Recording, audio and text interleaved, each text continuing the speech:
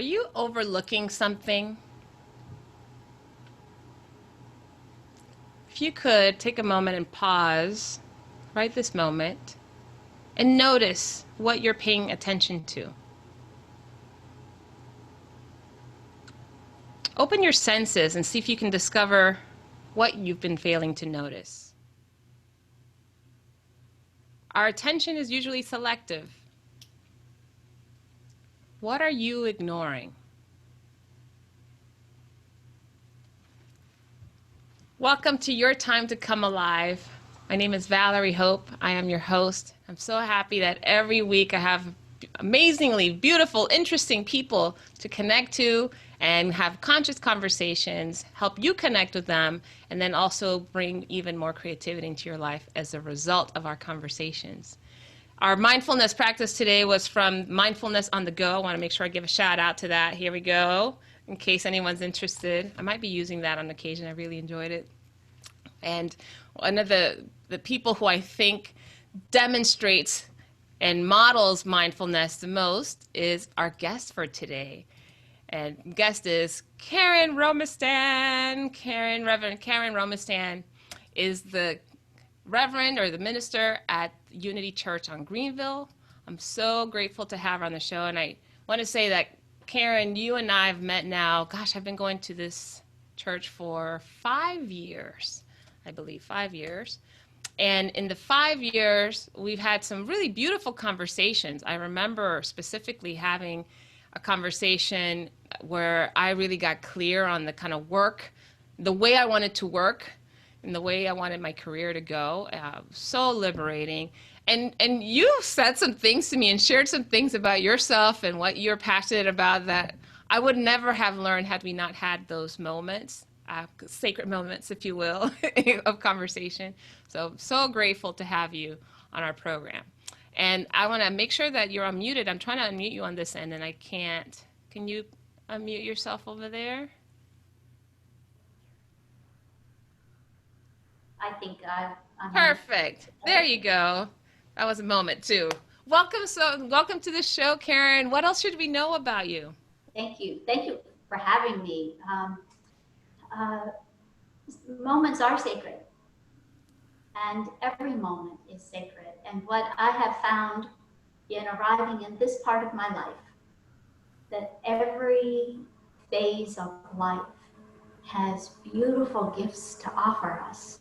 But we have to pay attention. Your opening moment was so on point, but we have to pay attention to see them and recognize them and welcome them. Yeah.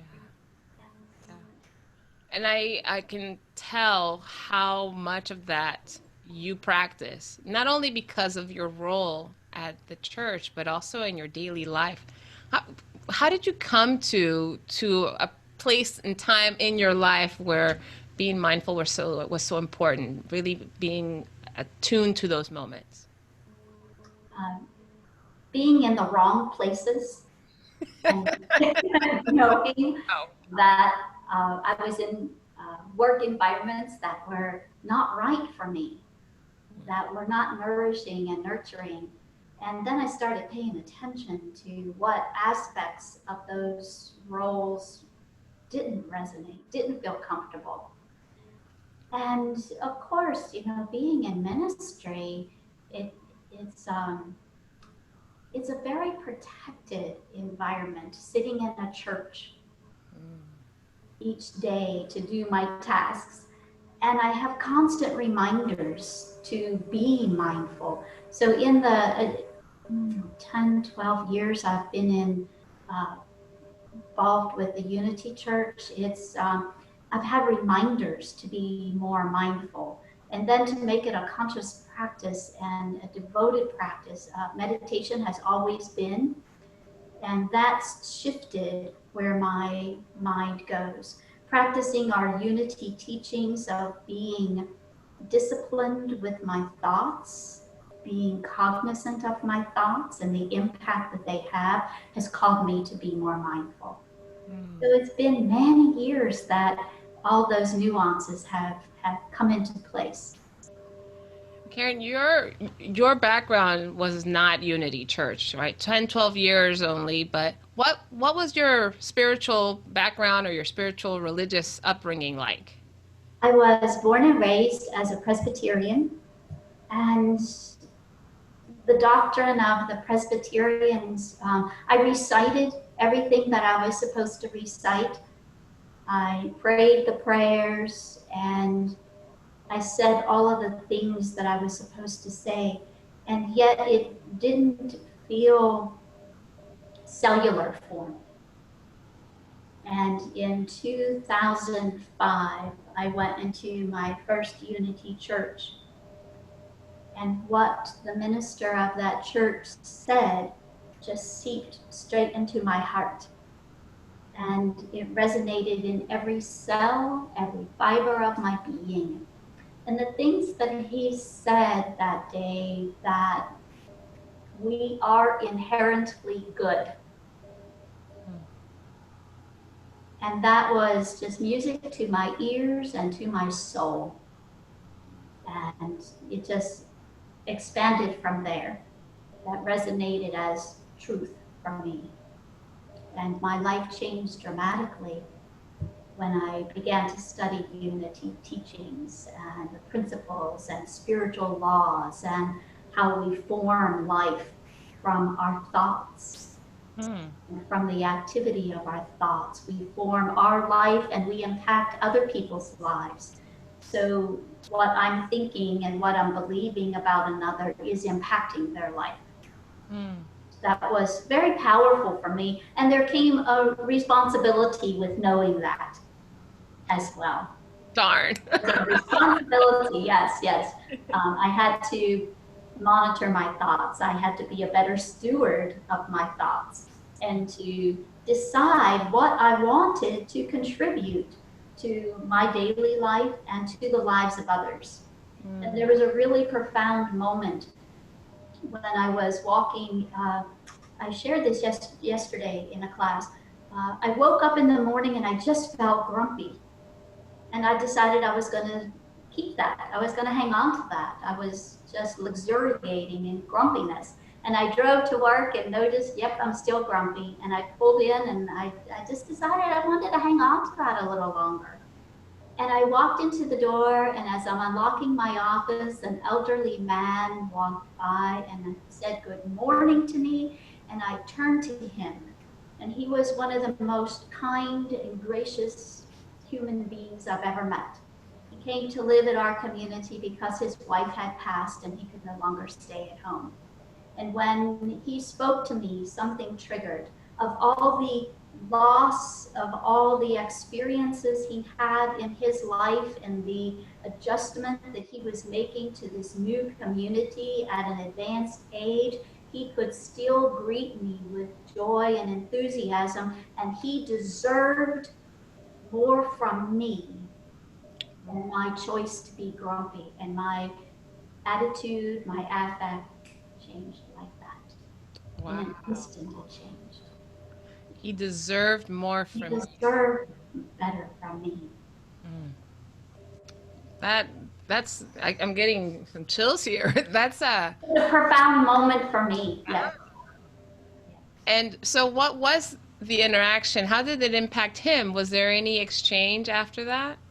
Yes, I put my things down and we chatted about breakfast and the weather and all the things that we talk about in casual conversation. And it was a really profound reminder of how we do contribute to each other. And I was grateful to him for being that reminder for me at that moment on that day. Yeah. And we can choose how we show up. And that was just the fact that the grumpiness just evaporated with the decision to say no. It just evaporated. He deserved more. I love that. More, yes.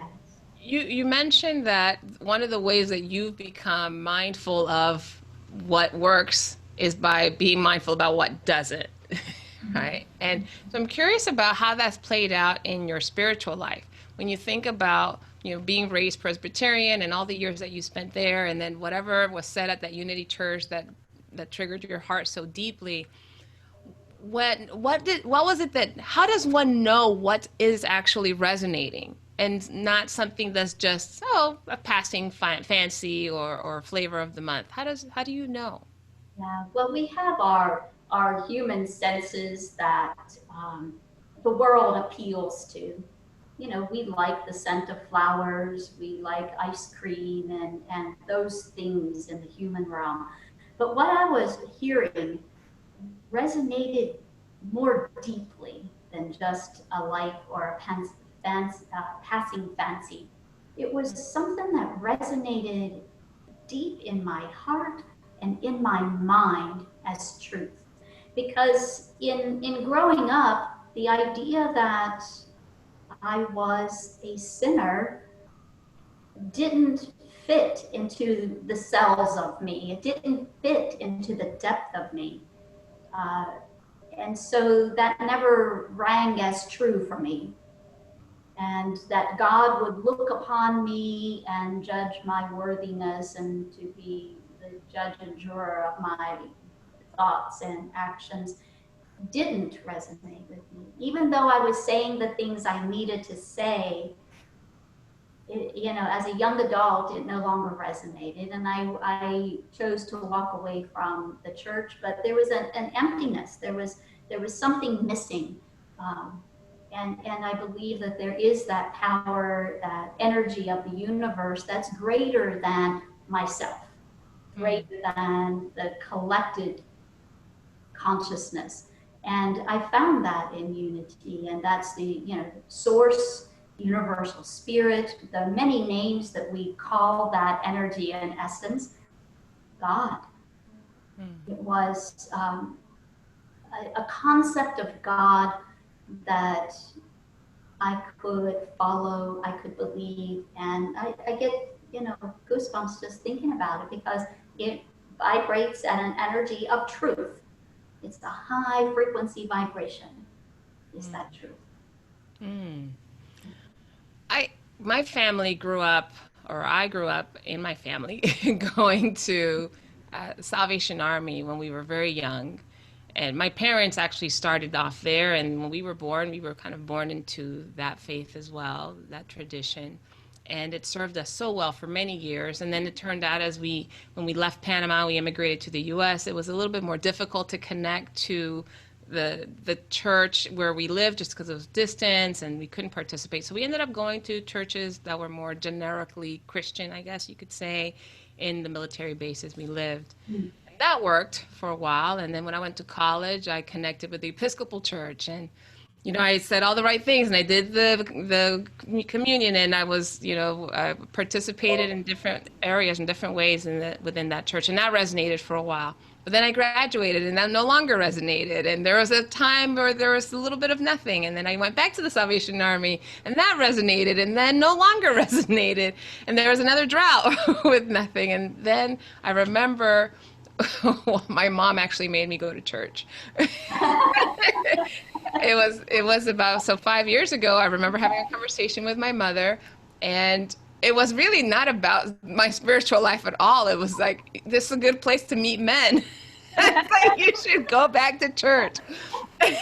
And I was like, moms. So if I ever go back to church, it would, you know, it'd have to be a very special place because I've kind of, you know, was already, I don't want to say disenfranchised, it's kind of strong, but things just weren't fitting anymore, right? It felt like I shed some of that skin and I needed something else. But there was one church that I remember for years, and at this point I'd been living in Dallas for 15 years, and I'd driven up and down Greenville Avenue hundreds and thousands of times. And there was a little church on the corner of McComas and Greenville that would have this, that had the bulletin board that would say all sorts of really interesting quotes by Wayne Dyer, quotes by Rumi, quotes from the Quran. And I'm like, what Christian church would ever advertise that type of wisdom? That doesn't make any sense. And so when my mom said you should go back to church, I thought, what's that church in that corner? That seems like an interesting place to go. And I looked it up on Google, and ta-da, Unity Church on Greenville. So that, literally, that was a Saturday that I had the conversation with my mom. Sunday morning, I looked up when the service was, and I showed up for the 11 o'clock service, sight unseen, other than passing by, never heard of anybody that attended there, so I had no idea what I was walking into. And I literally remember walking in the door and being embraced by whoever it was there at the time. Those are the times when we can still give hugs to people and feel. Okay, yes, yes. and and they were just so welcoming and so loving, and which greeters typically are. I got the program, thank you, thank you, went down into the sanctuary, and I found a seat, and I waited. I was there maybe about 5-7 minutes before the service started, and I waited for the service to start. In that 5 to 7 minutes, I don't know how many people came up to me and said hello and greeted me warmly and welcomed me and asked questions. And in my life of having traveled all over and been to so many churches, I'd never felt the warmth and love that I had in that very moment. And then I remember that cherry on top was when I looked up, and the altar and the stage was up front, and then right above, the stained glass window had the big words "love," and I'm like, oh, this is what it feels like to have love. And that immediately resonated with where I was in my spiritual path, and it's been like that ever since. So I wanted to just let you know that and you have been the pastor there since I've started attending. I know you've been there for quite a while, but it was one of those moments where I was like, okay, this is home. This is where I'm supposed to be. And that knowing, that deep knowing. And when I look at my family still, the Presbyterian Church serves them so well. And I'm so pleased for them. And I often thought, what was wrong with me, as we do as young people. And my sister lived in the Presbyterian Church in her adult life, became an elder. And we just have to find the spiritual path that is ours, because that's such an intimate relationship. It's such an intimate way of being that we have to find what's ours. But Karen, here's the question. There are so many paths. I equate it to, do you play an instrument? I don't. No. You don't? Okay. Well, I played the piano at one point. I played the clarinet at another point, the ukulele, the recorder, throughout my life. And some of the instruments made sense. Some of them didn't. They were just part of the plan. But I equate religion as different instruments. But what really moves the people is the music. It moves the person that's playing and moves the people who are listening.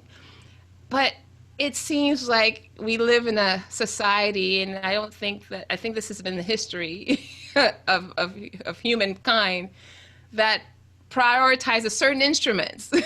That certain instruments are the best instruments to play, or the most accessible instruments, or the ones that are most effective. So when you've moved to Unity and thought of that this resonated so much, what reaction did you get from your family or friends who were of other faiths? Oh boy, it was a big reaction. Because religion is different than a spiritual path.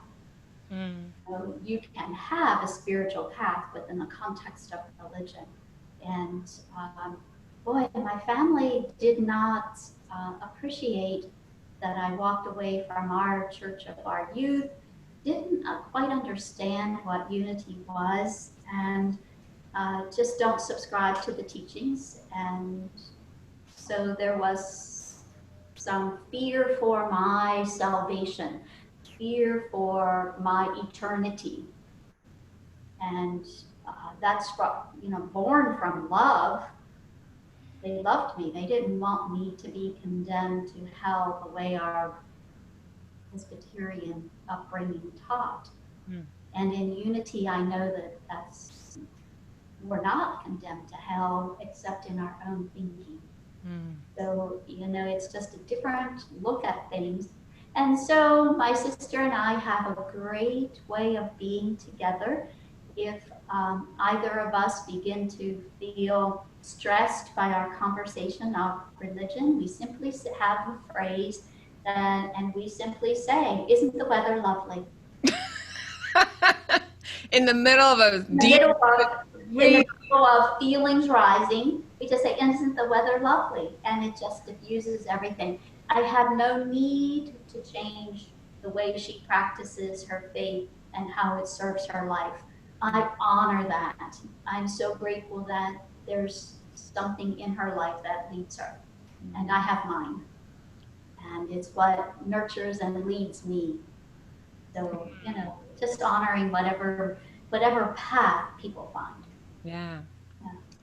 Well, isn't the weather lovely? Yeah, it's hilarious, and we do laugh when it's said. We do laugh. And it's been a very long time since we've used that. In my early days of Unity, it happened more often, but now, and as a minister and having a church, and they understand that I'm not leaving this spiritual path, so they adjust to it. Yes. Good, because I think there would be some petitions or something sent to us Yes, it's by our my community. path. Yes. Well, speaking of, so obviously with your sister, you've created some agreements when either of you feel a little triggered or feel that the conversation is not really being productive. When we think about what's happening in the world today, and it's never just today, right? It's been this way through through eternity. There's always something that will trigger the human instinct to protect or defend or avoid or withhold. And I'm curious about how does your spiritual path serve being present and mindful when there's a lot of stress or tension or perhaps conflict outside of your family, in the community or in the world? Well, our unity principles have been foundational, and I don't know, without those principles, without understanding and using spiritual law, without my personal practices, uh, I don't know where I would be today. But our principle is that that essence and energy that we call God, but has many different names, that presence is here in the midst of all that's happening now. It's in the midst of that. I can choose to see it and align with it or not. Hmm. We also, believing that that essence is good and the goodness of the world, we have free will to do and to say and to believe as we choose. And it's the use of that free will that causes our suffering in life. Hmm. And so forgiveness is a huge practice of mine. So when I make a judgment, as I do, there are things on the news that I judge as right or wrong, good or bad. And forgiveness is a big part. Gratitude, making sure that each and every day I pause to notice what to be grateful for. And there's so much. And being in gratitude keeps a spaciousness of energy, so that when something does come that feels offensive, be it from the political landscape, be it from a natural disaster, be it whatever, I have that spaciousness built in. And the meditation practice, it's been many years that I've meditated, and it's a slow process of noticing how meditation builds almost a buffer between what is happening out here in the world and my response to it. It's almost as though there is time built in between the experience and myself, so that I can consciously choose how I want to be present to that. That is so true. I have a meditation practice as well, and I've really felt like I've doubled down on it recently. But it's made such an impact on it's slowing my reaction time down. I notice things Yes. before I actually say or do anything about it. And it's made a huge difference in how much more willing I am to listen, how much more willing I am to accept, to surrender. I still have my moments, Of but course. it's become much easier. It's just easier and also more rewarding, I believe. I feel like it goes deeper. It goes in deeper when I do. I want to go back to, you mentioned your forgiveness practice. What exactly does that look like? What does forgiveness and practice? Most of us will just say sorry or ask for someone's forgiveness and done. But to have a practice, really curious, what would that look like?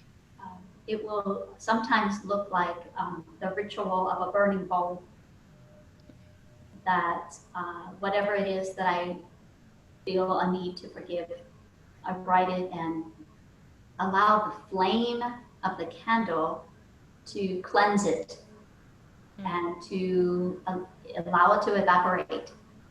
Because it's just my made up drama that causes a need to forgive. And I also have a very rudimentary practice that Unity Minister Edwin Gaines practices and teaches as well. You know, the Bible tells us to, when Jesus was asked how often we should forgive our brothers and sisters, and the disciples thought it might be 7 times or 70 times, but Jesus said, no, 70 times 7. And what that means metaphysically is 7 is a number that represents completion. So for 7 days, I collect the idea that needs to be forgiven. Sometimes it's a person, sometimes it's myself, and I write 70 times for 7 days. I forgive myself. And I lovingly forgive myself.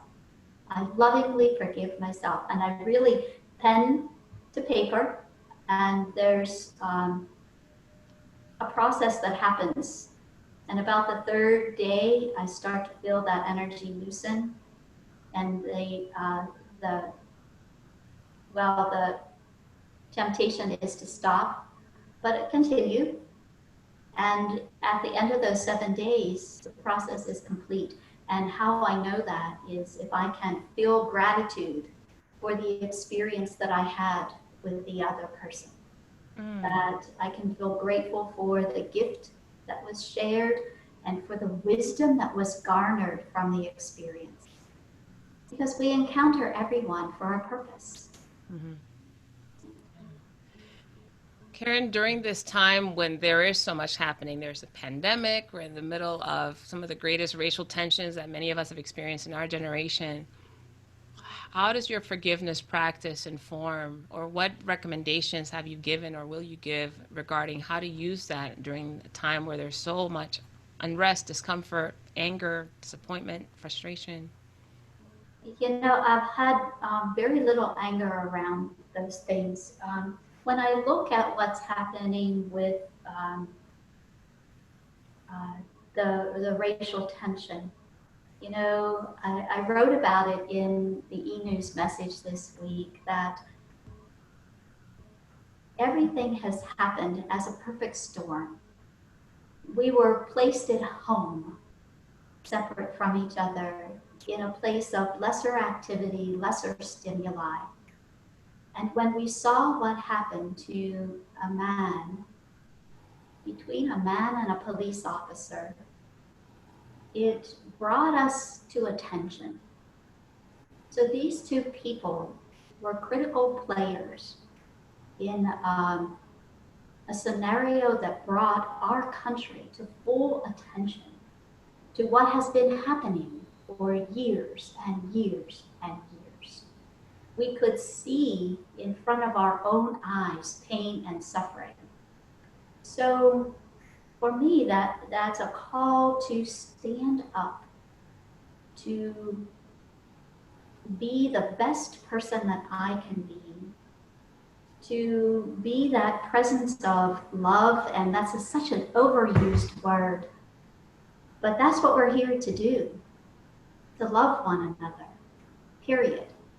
No questions about it. So all the people who are here, the political people, the police officers, they are fulfilling a role that causes us as humanity to stand and rise and elevate our consciousness and expand our consciousness into something greater than what we are today.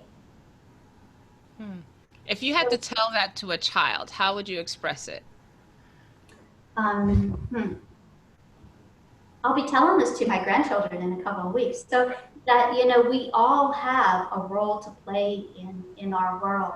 And just because something looks a certain way, how can we find the good in it? And where is the good in it? Now, yes, a life was sacrificed, but there isn't anybody on the planet that can deny that there are racial inequities. Nobody can deny that. Nobody can hide it, sweep it under the rug, pretend it doesn't exist. It's here. And we can see that the world, the entire world, is responding to that call, responding to that, I can't breathe, responding to it in a way that is asking for what we need in how will we be as people with each other? How will we handle people who have stepped outside of the law? How will we be with people who are different than us in faith, in color, in gender, in who we love, all of those markers that would identify us in our humanness. This calls us to be that spiritual being that we are. So while I felt an enormous sadness and it was so difficult to watch that video, I had to pause it, but I also knew I had to watch that because I had to feel more than I've ever felt before in order to be able to do something that I've never done before, so that we can change and become what we are capable of being. And that's raising to the next level of evolutional consciousness for us. We're complete here. We need to, now move and shift and raise ourselves to a higher way of being. And I think there's something that was really profound for me. And I mentioned this when Mr. Floyd called out to his mother. His mother had made her transition a couple of years earlier. He's calling to that divine feminine, that power and presence of love that is nurturing, that is healing. And so those wounds that exist in our country and in ourselves that are generational, we're called to heal. When we see the rioting, when we saw the flames, I mentioned that burning bowl that I do as a candle flame. That flame is transforming, it's healing, it's cleansing. So it's metaphysical and it's metaphorical what those things represent in a different vantage point of where we are to move higher than right and wrong and to move higher than them and us and what should be into what is possible for us as a humanity. We're called to that now.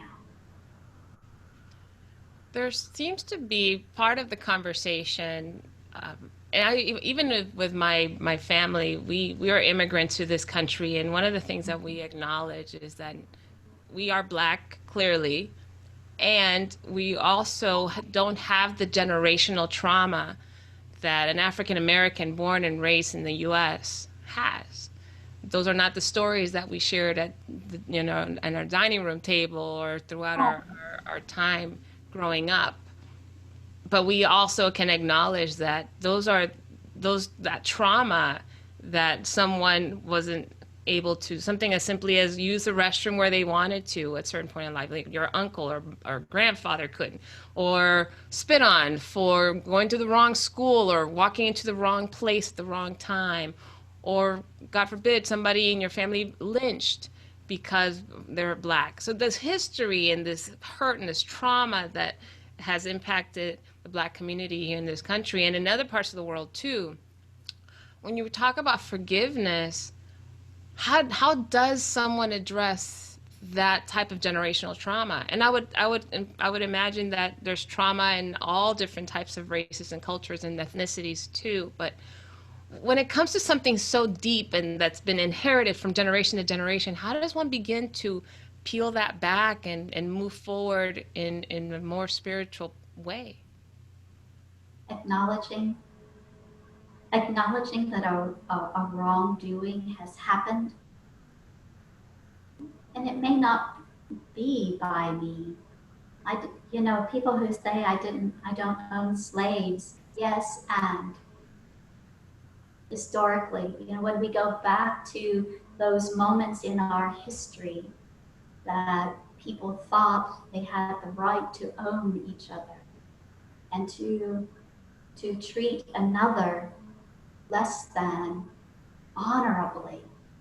That's a very basic for us in unity, that every single person is that spark of divinity, and we honor that. And to go back to those moments, we can't change what happened, but we can recognize that that it did happen, and that because those things happened, that there is pain in another, to hear the pain, and to, in a process of forgiveness. I have learned in all of these years that if I ask someone for forgiveness, whether I can see the wrong that I did at that moment, that if I said or acted in a way that someone left feeling hurt or offended, I have everything to gain by asking, please forgive me. I didn't know what I was doing. It was hurting you, or it was causing you suffering. And if we do that person by person, so that means every institution in our country has to do that and be that, to be open to recognize things happened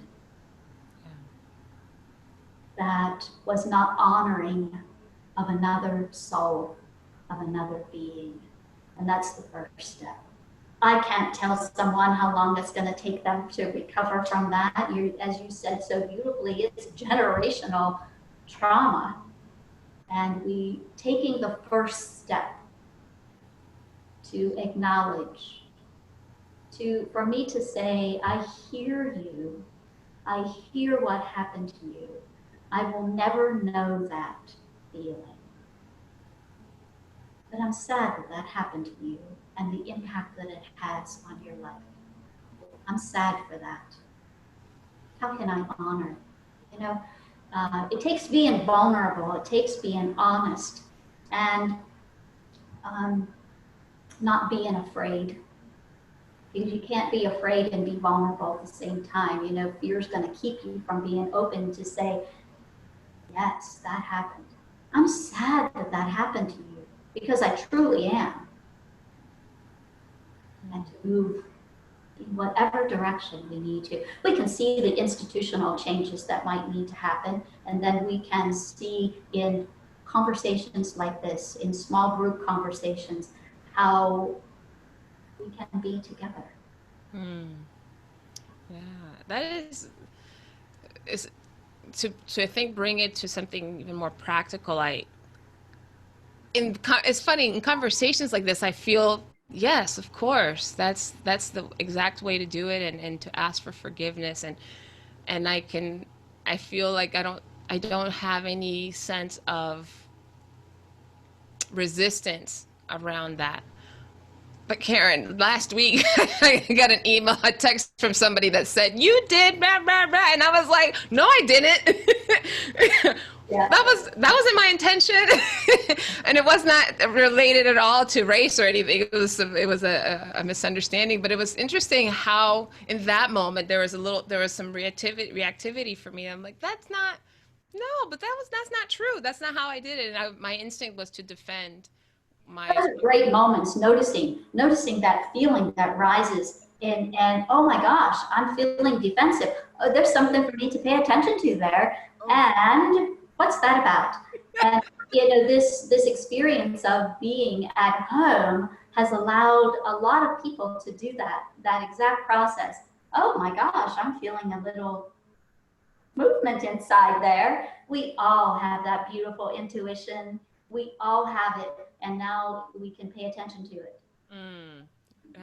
I just feel that for me, it feels like a little rigidity in there, and that's my cue. Oh, pay attention, Karen. Find out what that's about. Yes. I feel it usually around my chest or my abdomen, that rigidity that you're talking about. It's a little bit of a, Yes. yeah, the tightness or the tension, like it's almost like an armor went up. Yes. Yeah, in that moment. And it was just because I read a text or an email and it's like, but I point to that because I also got in what you shared earlier that the work to be done is so it's so personal. There's Very personal. Yes. the institutions, like you said, yes, absolutely 100% need to be, and they're run by people. First of all, I think that's one thing to acknowledge. All these institutions and the policies and the enforcement of them, they are created by, run by, observed by people. And if People who are wounded, people who are injured, people who have societal teachings, people who have generations of baggage unhealed, and they're taking that into our institutions and creating policies and practices of how we interact with each other. Karen for president. I'm very happy where I am. Thank you. Yeah. Yes. Yes.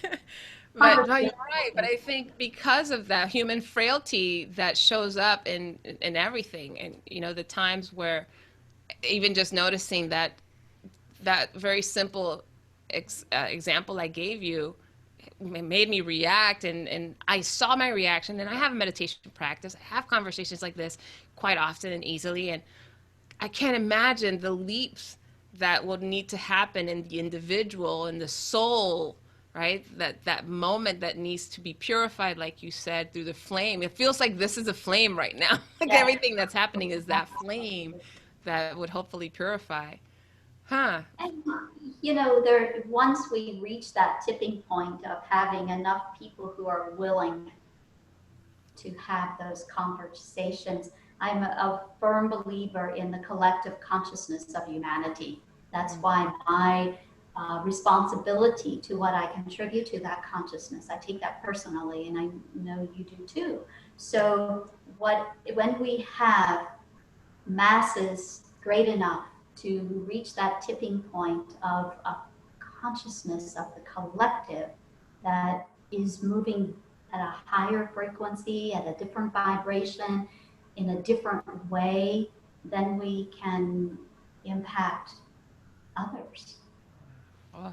Yes. Well, speaking of conversation, and I know I'm definitely called because these are the types of conversations I loved getting into. Different types, topic is different, but the intention and the closeness and the intimacy I find are the same.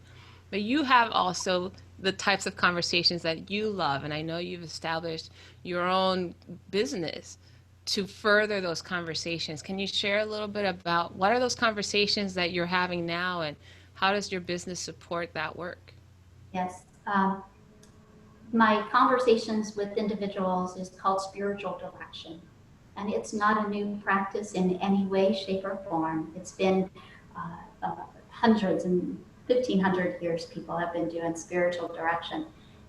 It's sitting in the sacred presence with another and listening to that divine spirit and what's moving in that person on any given day.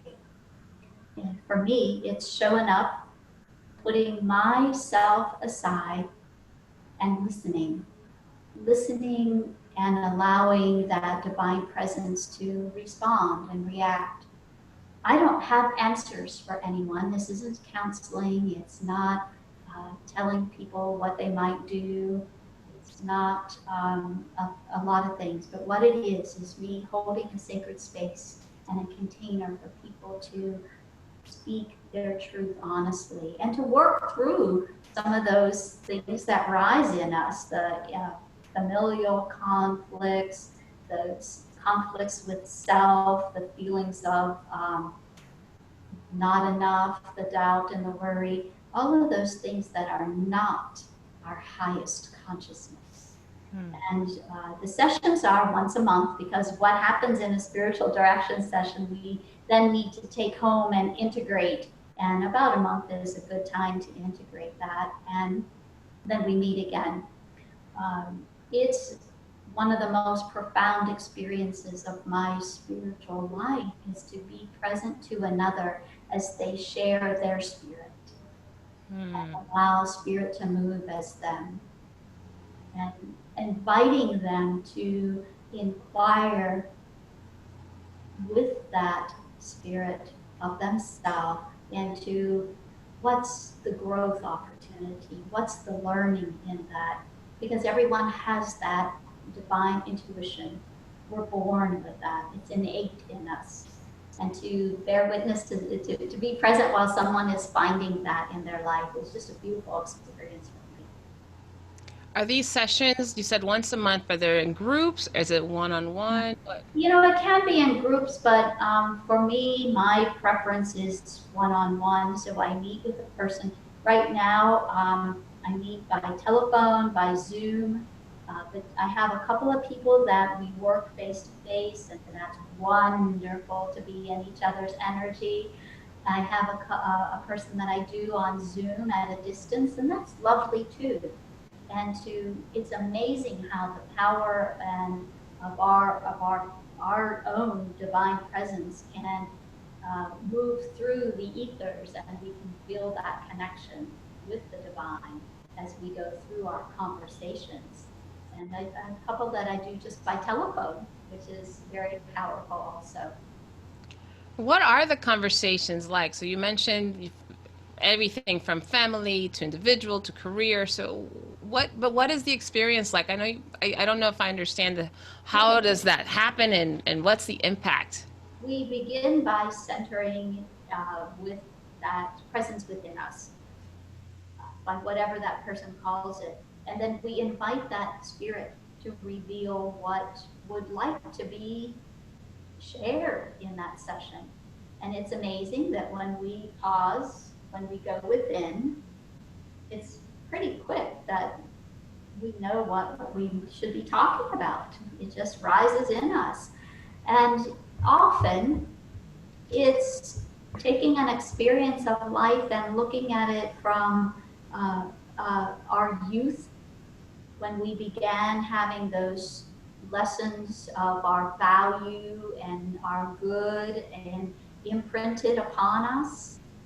And it's massaging those experiences of today through a new lens, through the lens of our divinity, through the lens of our highest self, and how we might validate ourselves, not to look outside for the world to validate us, not our aunts, our uncles, our cousins, not our families, not our bosses, but to find that self-worth from within.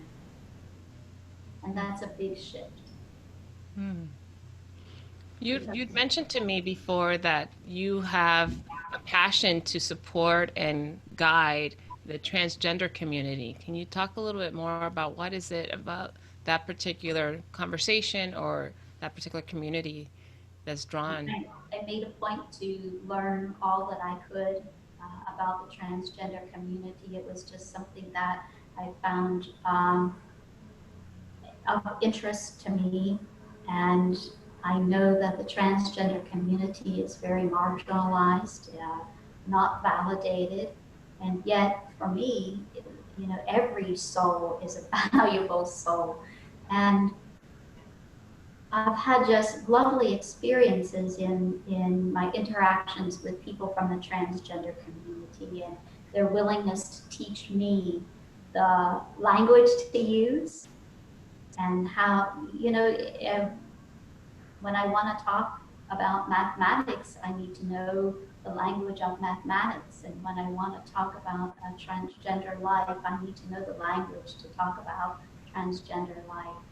And just to be present to someone who may not have someone else in life that wants to be present to them, and to allow every person to engage that inner self and to grow that inner spirit that is them in a safe place, in a place that I trust is always a place of love, passion. What impact have these types of conversations had on you, Karen? It's been, those conversations in spiritual direction have been very profound in reminding me of each person's inherent qualities in the nature of every being, is that we all have everything we need. We are all born with all that we need right inside. I don't ever have to tell someone what to do. I don't have the right or the responsibility to that. My responsibility is to guide them to uncover that for themselves. Beautiful. To connect, to reconnect with that essence of their truth, to reconnect and live all aspects of life from that place within. Not just when they go to church on Sunday, not just when they're having deep, rich spiritual conversations, but when they're face to face with everyday life, with that boss that just hasn't appreciated the way they've done the reports, with the coworker, with the family members, to move through every moment of life in the beauty of it, from that place of our true nature. And that's that led me to the name of the company that I created, is Sacred Moments in Time, because every single moment that we have is indeed a sacred moment. How is what you're doing in Sacred Moments different than what you do as a pastor for the church? The spiritual direction is a long-term commitment. There are people who have spiritual directors for 20, 30, 40 years. And the counseling that I do through the church is short term. It's something is happening in life, and we work maybe 3 or 4 times to find how to navigate that experience through a spiritual practice. And then if it's something that needs continued time, I refer to counseling for those things. But this is an ongoing, long-term process that is finding that inner wisdom, that divinity in all of life. And I have a spiritual director, and every time we meet, there's something that's really juicy and wonderful to talk about, to find those morsels of divine wisdom. You know, I have my moments where judgments rise. I have those moments where I feel offended, and I know that it's not about the person that I feel offended by. It's by something that's inside me that hasn't healed. It's a wound of from wherever and whenever that just hasn't healed. So spiritual direction gives a beautiful opportunity to heal those things. And sometimes it's healing the same wound from various aspects, from various depths of it. So I would say to someone who seems to have the same topic for a period of time, we're healing it in deeper ways. We're healing different aspects of it. So it might take a minute to accomplish that, something that we've been carrying a lifetime. And so you said long term. Long term, are we talking months, years? What's the... It can be years. We ask for at least a 6-month or year commitment to the process. And then, let's see, I've had my spiritual director for 4 years. I have a friend who's been with her director for 20 years. And it's just such an enriching process. It really deepens the spiritual connection with myself. You know, it's taught me that I have just go ask within, because that's where the answers to my life are. Most of the time I find those answers, but sometimes my within is not as without egoic influences, let's say. Well, you know, there's knowing that, yes, when we're truly going within, and it's learning to trust, Yeah. learning to trust that inner wisdom, learning to trust that, and that takes practice. So we test it. We test it on small things, Mm. purchases that we make, houses, you know, people that we engage with, and then we practice it on the bigger things in life. What career path? Hmm. Where am I supposed to be? My life partner or no life partner? All of those things, but we practice that, um, hearing that discernment and following that discernment and seeing where it leads us. Mm. Sounds like an exciting adventure. It's an adventure indeed. Yes, yes. Yeah. Where would people get more information or connect with you if they're interested in learning more? I have a website called sacredmomentsintime.com, and I have a cell phone that is, I can share that number. It's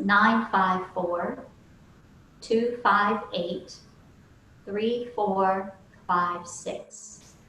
And my cell phone is on. And I'm happy to have a conversation more in depth about what spiritual direction is, if there's not a clear concept of it yet.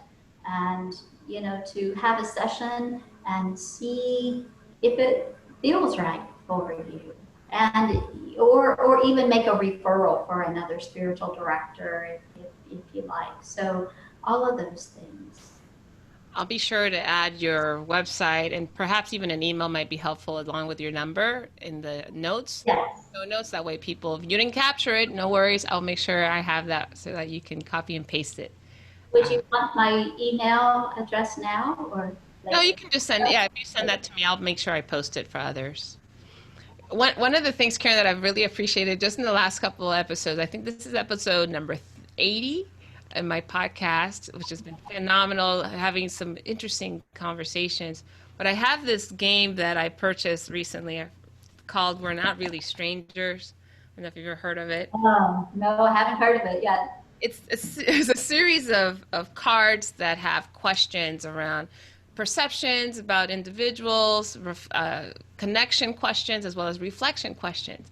And so at the end of the podcast, I actually like to take some of the reflection questions, and I just picked out a random group and have my guests pick a card, read the question, and either ask the question to me or answer the question for themselves, depending on what it says. Would you like to play?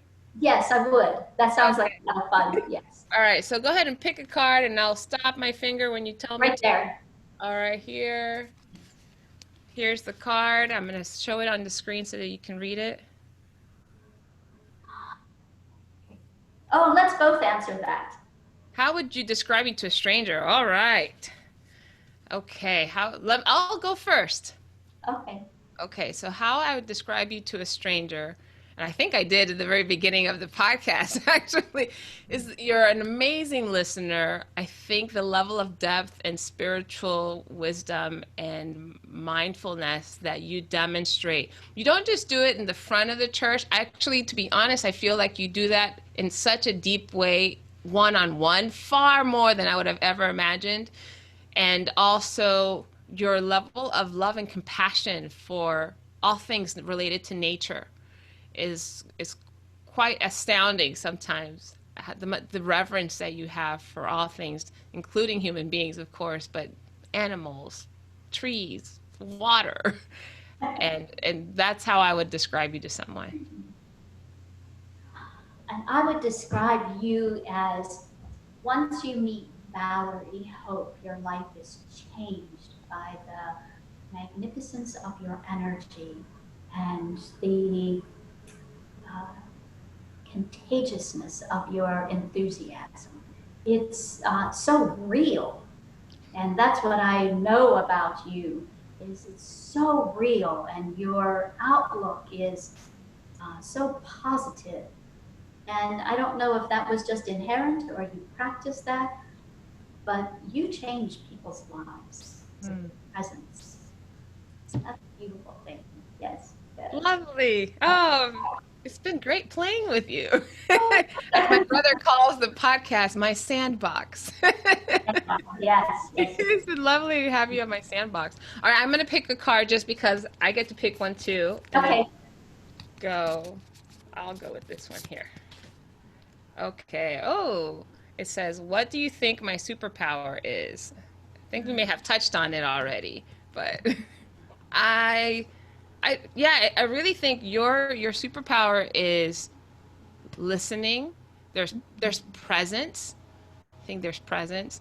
And even in everything that you shared today, I can't imagine, and it sounds, I don't know how else to say it, but there's such a discipline to your presence, to your listening, to the things that one might consider soft skills, if you will. There's such a discipline and a commitment, and it's unwavering, at least in my experience of you, that I think that it can't be anything other than a superpower because it's so consistent. Oh, wow. Thank you. Yeah. Thank you for that. Yes. I think joy is your superpower. That's a great superpower. Thank you. Joy is your superpower. Right. I felt like I had to demonstrate joy in that moment. You did. Yes. Karen, has been such a wonderful honor and a pleasure to have you on Time to Come Alive today. Thank you so much for sharing your insight, your wisdom, your love for humanity. And I'm sure that those that are now experiencing that spiritual direction with you, or those who come in the future, will receive clarity and be surrounded by love that they probably can't imagine right now. That will bring so much healing. And I know that you hold us all in prayer and meditation on a regular basis, not only those of us who attend the church, but humanity, really. So I so appreciate you bringing that today and every day. Thank you so much for having me. I've watched your podcast, and it's an honor to be here. So thank you for that. Thank you. Thank you, everyone, for tuning in to another episode. If you want to make sure you get every single episode in your inbox, please go to timetocomealive.com and subscribe. You'll get it straight in your inbox. Or you can also go to YouTube to watch the video podcast and subscribe to Connect to Joy channel. And then you'll also get notifications. Thank you all so much for joining us for this wonderful conversation. Stay tuned for our next episode of Time to Come Alive. Have a wonderful rest of the day, everyone.